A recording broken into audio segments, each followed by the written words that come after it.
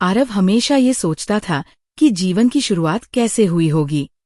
क्या कोई जादू था या फिर ये विज्ञान का कोई चमत्कार था? उसकी ये जिज्ञासा उसे एक अद्भुत यात्रा पर ले गई।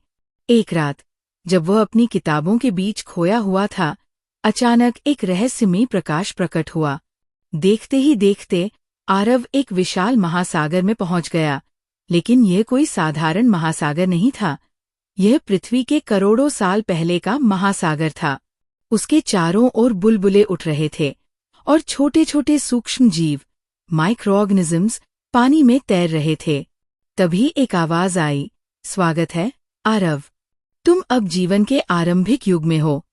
ये आवाज एक अदृश्य शक्ति की थी, जिसने आरव को बताया कि जीवन की शुरुआत पानी में छोटे छोटे अणुओं, मॉलिक्यूल्स से हुई थी।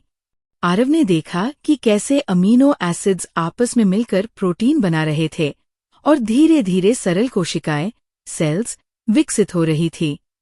वह रोमांचित था। ये सब तो विज्ञान की किताबों में लिखा था, लेकिन अब वह इसे अपनी आंखों से देख रहा था। वो आगे बढ़ा और उसने देखा कि कैसे सिंगल सेल्ड ऑर्गेनिजम्स धीरे धीरे जटिल जीवों में बदल रहे थे। बैक्टीरिया और एल्गी ने ऑक्सीजन उत्पन्न करनी शुरू की, जिससे पृथ्वी का वातावरण बदल गया। फिर मरीन क्रीचर्स आए, जो जल से बाहर निकलकर थलचर, लैंड एनिमल्स बने। धीरे धीरे डायनासोर्स का युग आया और फिर उनकी समाप्ति के बाद मैमल्स, स्तनधारी जीव विकसित हुए।